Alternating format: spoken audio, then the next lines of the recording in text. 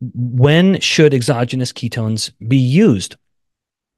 Well, it really would be anytime you want high ketones or anytime you want some of the benefits I mentioned earlier, like you want a higher metabolic rate to facilitate weight loss. Ketones have been shown to help with satiety and appetite control. So you're trying to control your cravings. So you're sipping on the ketones in the evening. If you're anything like me, that's when I have my most cravings. You want to control inflammation, or you're exercising and you want an extra fuel source beyond just the glucose and the fats. You want that extra macronutrient to fuel your exercise. Those are all reasons why you would be interested in exogenous ketones. Now, I have had a bit of an evolution getting more familiar with ketone biochemistry. Early on, I was a little wary of exogenous ketones because I worried about someone drinking ketones while they're eating a cinnamon roll or something, where you have high insulin and high ketones. That would be an unnatural state. You don't normally have that because typically if you have high insulin, you're inhibiting ketone production. You inhibit ketogenesis. But with the rise of exogenous ketones, particularly the bioidentical BHB, you can get a substantial increase in ketones very quickly. Could those ketones be reversed in their ketogenic pathway? What was once an acetyl CoA molecule that was diverted to ketone, can it go back and turn into acetyl CoA and now take that other path, namely going down the path of lipogenesis? So is it possible for the ketone to be metabolized into fat? No, it is not, because this is a process that's happening in the liver. The liver is the cell that is making ketones that is then spilling into the blood. Now, other cells can make ketones, but they typically keep them. The liver is an exception because it is not able to overcome or to reverse one of those steps. When you take the acetyl CoA and you're converting it over a few steps to the ketone, some cells can go from ketone back up to acetyl CoA and then burn it. But the liver is not one. So the liver is a cell that, or its cells are capable of making the ketones, but then not capable of burning them. It just does not have the enzymatic pathways to do so. So that is not a well-placed fear. And despite my speculation early on, that appears to not be justified. I know of no evidence that shows that the liver can take the ketone and turn it back into fat, or that any cell can do that.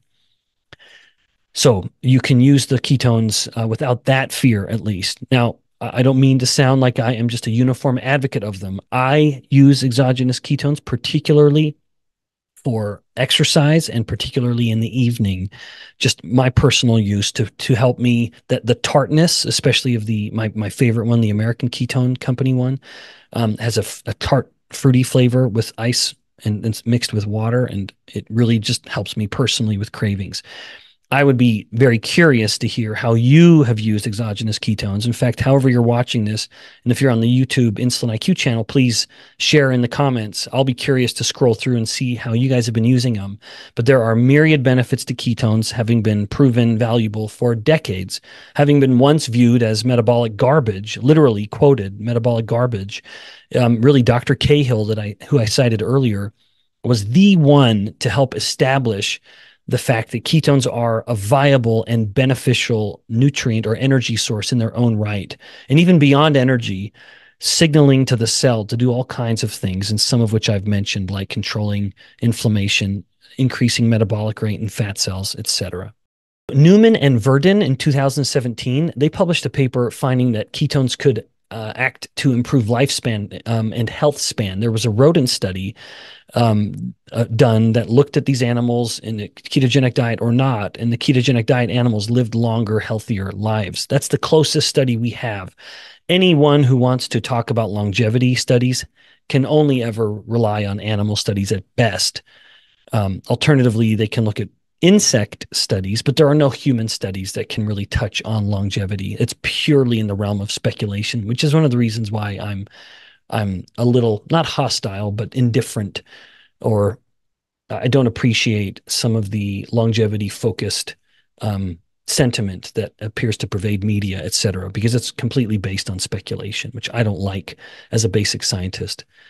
Now, I'm not done yet. There are still more benefits to ketones that I would not talk about if they didn't have substantial support.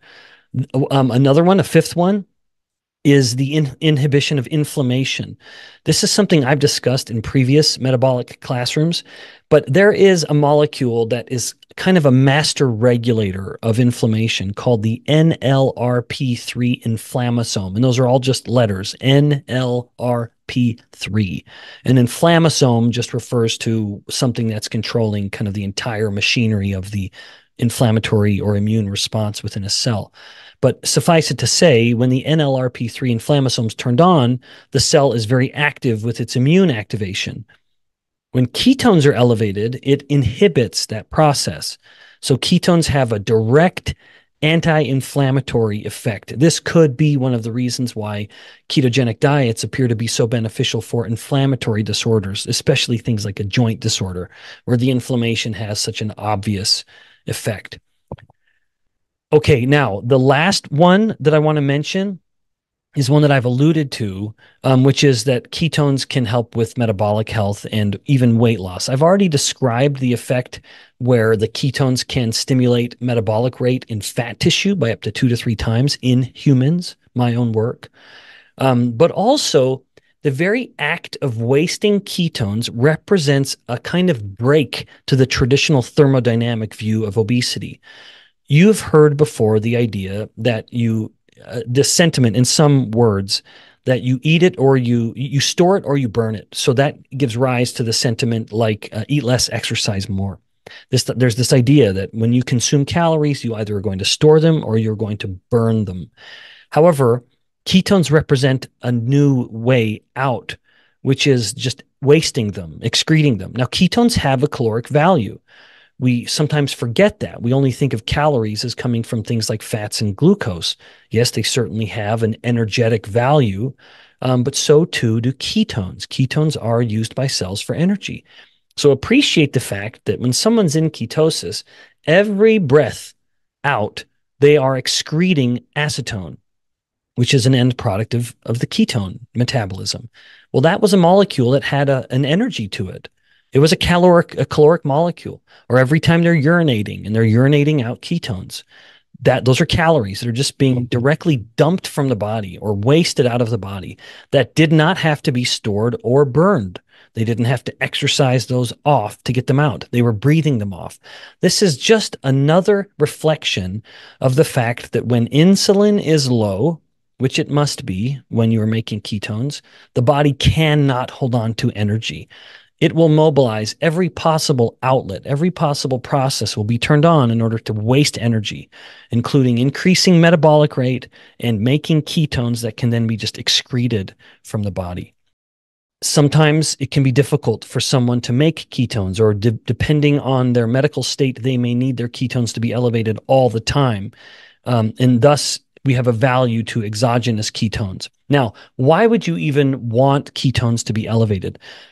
Before I get into a list of why ketones are even beneficial in the molecule, in the body, why as a molecule it's beneficial, I just wanted to take one step back and just emphasize the fact one of the reasons I look favorably at a ketogenic state is not necessarily because of the benefit of the ketones, although they are myriad, as we'll get into. It's in large part because of what enabled the production of the ketones in the first place. And you can see probably where I'm going with this, which is having your insulin be low at a fasted state or at any given state.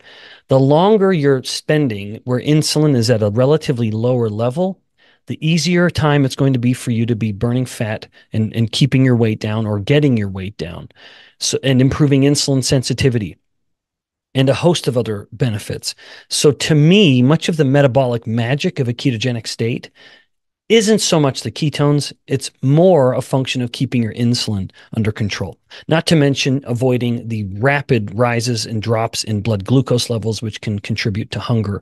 It contributes to brain disruption, which has been shown in diabetic populations. So it's a pretty good metabolic milieu as a result of just having the insulin down. Now, that's not the point of this lecture. The point is the ketones. So let's get back to that. So first, indeed, reflective of the earliest research highlighting the benefits of ketones, the brain thrives on ketones. Brain function appears to improve and cognition certainly improves. In fact, you have likely heard that the brain prefers glucose, or that glucose is the preferred fuel. I don't know where that came from. I really don't know. There's certainly no study to say that of the two fuels that the brain uses, namely glucose and ketones, that it prefers glucose. In fact, I know of work that suggests the exact opposite. And this is based on the work of Dr. Stephen Cunnane and especially Dr. George Cahill. George Cahill is a legend, Cahill. Look up any of his work. He's a legend in the realm of fasting and starvation and ketones and even insulin, because you can't really understand ketones without appreciating insulin.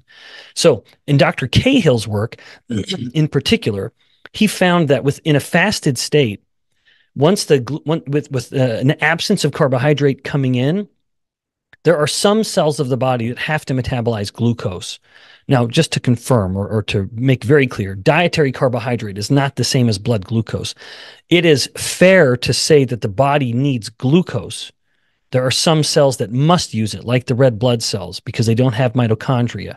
They can't get to acetyl CoA. They can only do something called non-oxidative or anaerobic glycolysis. So some cells need glucose, and the red blood cells are a perfect example. But that does not mean the body needs dietary carbohydrate, because we can make abundant glucose. So as glucose or carbohydrate consumption has gone down, the body overall is shifting the metabolic state to tell the brain that, hey, we're getting a little low on glucose, so we need you to eat a little less. And the brain immediately shifts over to ketones. Now, let me just really make it clear.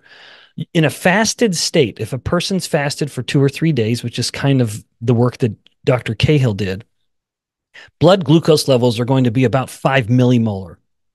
Ketone levels may be about 2 or so millimolar, substantially less than the glucose level. Even still, up to 70% of the energy that the brain is getting is now coming from the ketones. So the brain is using more than twice the amount of ketone as it is glucose, even though in the blood, glucose levels are more than twice as high as the ketones.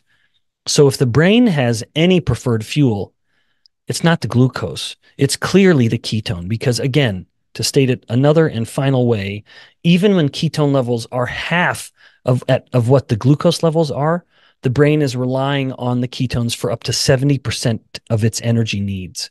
So if the brain has any preferred fuel, again, it's the ketones by far. There are myriad neurological disorders that appear to be a result of a brain glucose hypometabolism, where the common denominator between things like Alzheimer's disease, things like epilepsy, epileptic disorders, migraine headaches, and many, many more, despite all of the differences they have, the one thing they have in common is that they have all been shown to be at least partly affected by the brain not being able to get enough glucose very well, perhaps due to insulin resistance. But this is the earliest research. From the early 1900s, you can find physicians publishing medical reports documenting the total cessation of things like migraines or epilepsy. So pretty impactful, all just because the patients get into ketosis. So the brain clearly benefits with ketones and uses them very readily. In addition, Dr. Stephen Cunnane, Cunnane, he has found that the ketones help reduce oxidative stress and inflammation in the brain, and that could be one of the mechanisms whereby ketones have a neuroprotective effect in conditions like Alzheimer's disease and Parkinson's. So the brain, the neurological system, appears to thrive on ketones. Now, beyond the brain, we have improved physical performance and energy levels. It's been shown that ketones, I've even published some of this in my own lab. Look up work by, with the first author being last name Parker et al. And I'll be the Bikman, I'll be the senior author, the corresponding author on that. We published a report in Muscle finding that muscle cells per unit oxygen consumed are capable of producing more ATP, the main energy molecule of the cell. So the cell appears to be more efficient with its use of ketones, at least muscle cells and neurons, in producing more energy. And at a whole body level, this could be some of what we see, at least in rodent studies and a human study, finding that ketones can improve prolonged exercise. Now, more of my own work, but I'm not the only one who's shown this. But I published a really good report in 2020 from my lab, finding that ketones have a stimulating effect at fat tissue. Not only can ketones stimulate the brown adipose tissue, that's the adipose tissue that has a very high metabolic rate that typically only gets activated when you are shivering, like you're in an ice bath, but ketones can do that too. Similarly, ketones are capable of turning white fat, the very low metabolic rate, lethargic, miserly form of fat, and making it behave a little more like brown fat, increasing its metabolic rate by almost 3 times. This was a human paper. We were conducting studies in humans, taking fat biopsies of human belly fat. And when people were not in ketosis compared to people that were in ketosis, the metabolic rate of that fat tissue was about 3 times higher. So pretty substantial, all because the ketones were elevated. That was the only difference. So this is a benefit. In this case, appreciate for just a moment some of the paradox, if you will, where in muscle, the ketones are helping the muscle be more efficient with its energy. It's getting more ATP. So the muscle is being more miserly with its energy use. In contrast, adipose tissue appears to get a little more wasteful. It's less efficient. That's a very clever adaptation, very unique, and one that ends up being favorable to our metabolic situation in today's world where we have people with too much fat and they need to burn it. Ketones, not only are ketones a product of the fat burning, but they actually then are feeding back, obviously, to enable more fat burning. First of all, what are ketones? Now, technically, ketones are an organic molecule that has a particular type of chemical bond. If this particular type of chemical bond is present, then the molecule will be considered a ketone. Now, within that pretty large family of molecules, there are things that are commonly referred to as the ketone bodies. To me is a little cumbersome. So over the course of this lesson, I'm just going to call it, I'm going to call them ketones. Now, you'll notice earlier I said the word exogenous. You've likely heard that term before as a term of physiology or as a term of medicine, but exogenous could be compared with the term endogenous, where one refers to something that is coming from outside the body. That's the exo part, the prefix exo or exogenous. The other, endogenous, endo, is coming from within the body itself. So the very fact that we have something called exogenous ketones, of course, implies that there is something called endogenous ketones. So let's talk about those first. What are the ketones that we make? Now, first of all, there are 3 relevant ketones that fall within the ketone body family, but generally these are just the ketones as we think of them. The main one, the mother ketone, is a ketone called acetoacetate. And then it will get split into 2 different types of ketones. One called acetone, which is a ketone that just gets excreted. It is irreversible. Once it is turned into acetone, it is gone. It must be eliminated from the body, either in the breath or in the urine. The other molecule that acetoacetate can turn into, and indeed does so more readily or more commonly, is one called beta-hydroxybutyrate. And beta-hydroxybutyrate being the most common, that's the one that is typically measured. When you're getting your doing a finger stick and you're measuring your glucose or your ketones with a ketone meter, that is what you're measuring, beta-hydroxybutyrate. However, when you are urinating out ketones and measuring your ketone levels on a urine stick, you're measuring the acetone, because the acetone has to be excreted. There's no place for it in the body. But in contrast, beta-hydroxybutyrate can be metabolized. And this is why it is valuable. And we'll get into why you would want ketones in just a moment. But before we do so, I wanted to highlight just some of the biochemistry within the body that puts the body in a position to be making ketones, which would be into a position that is generally going to be ketosis. Now, ketones have the ability to have a hydrogen molecule that can come off of it, hydrogen ion that can come off of the ketone. And that makes the ketone capable of making the blood more acidic. Now, at a normal level that most people could get to, it is impossible to make so much ketone that it actually affects your pH. I really need to emphasize this. It is practically impossible for a non-diabetic person to do this. Now, in contrast, if you have a person who is an untreated type 1 diabetic, they can get ketone levels that are so high that it gets into the realm of what's called ketoacidosis. But that's a substantially elevated ketone level. That's like a house that is burning, whereas ketosis is a fireplace. And then you compare that to the average individual, and their ketone levels are so low, it's like a match. Now, why is the average person experiencing such low levels of ketones to the point that it often can't be even detected on a ketone meter? That's because their insulin levels are chronically elevated. So back to the biochemistry somewhat. When you are breaking down nutrients, whether it is through glucose or whether it is through fats, the common molecule where these pathways will converge, glucose burning or fat burning, they'll get to a molecule called acetyl CoA. And then acetyl CoA will go into something called the citrate cycle. That's what I call it. It's the TCA cycle, the citric acid cycle, the Krebs cycle. All of those are the same thing. I call it the citrate cycle. And in so doing is capable of generating much more energy for the cell.